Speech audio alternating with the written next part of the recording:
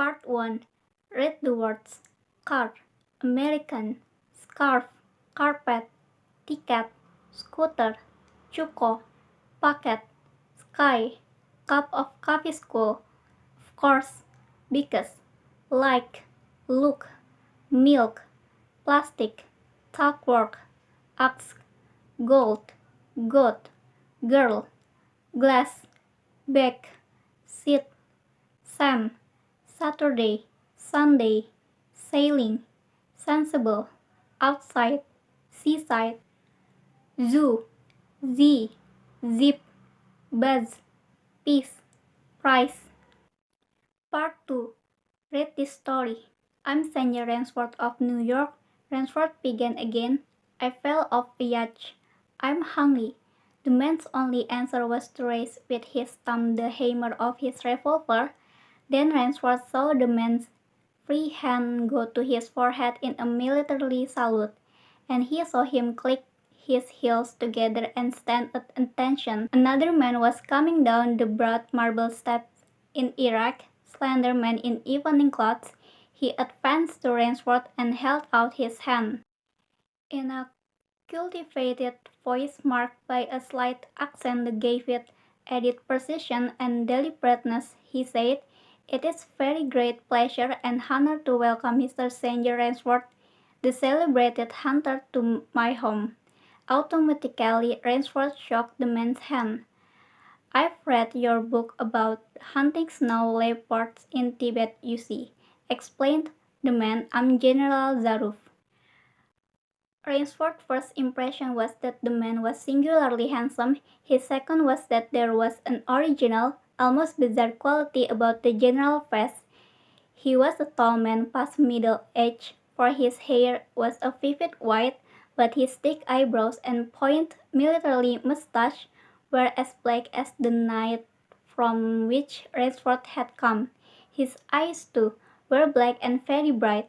He had high cheekbones, a sharp-cut nose, a spare, dark face, the face of a man used to giving orders, the face of an aristocrat.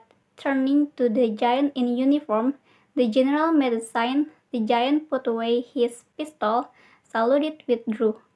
"Ivan is an incredibly strong fellow," remarked the general, "but he has the misfortune to be deaf and dumb.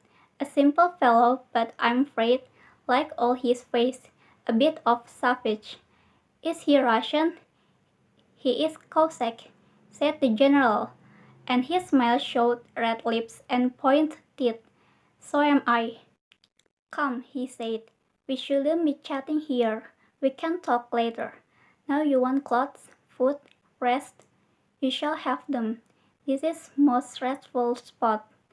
Ivan had repeated, and the general spoke to him with lips that moved but gave forth no sound. "Follow, Ivan, if you please, Mr. Ransford," said the general.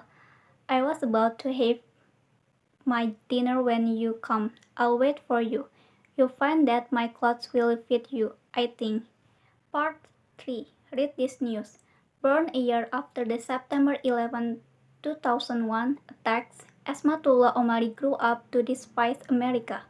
At 12, he was trained by the Taliban to plant roadside bombs. At 16, he was attacking military convoys near Bagram Airfield, the largest U.S. military base in Afghanistan and the epicenter of America's longest war. Now, Omari triumphantly stands guard at one of Bagram's entrances. The Americans are gone, but the 19-year-old still doesn't understand why they come in the first place. Once, he saw a video plane hitting two tall buildings on a date he can't recall, he said, "but no one told me the story about what happened."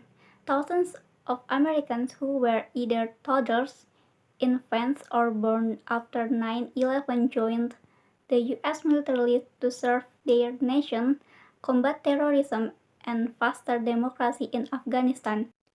They include 11 of the 13 U.S. service members killed in a bombing by an Islamic State affiliate at Kabul's airport in August during the last days of America's to decade-long conflict.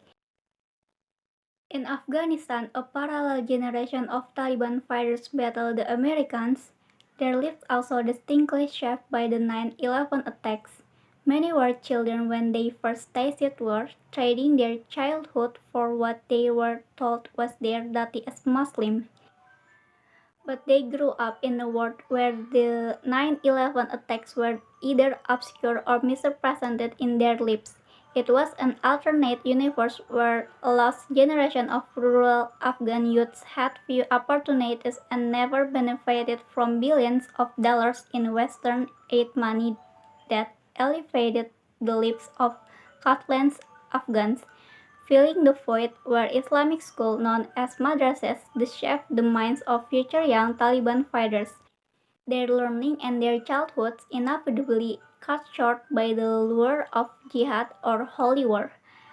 The Washington Post interviewed 14 young Taliban fighters from 7 parts of the country all born between 2000 and 2003 to see what motivated a generation to take up arms against US forces when it had no memory of the 1990s Taliban movement or its ouster in 2001 after the attacks of September 11th.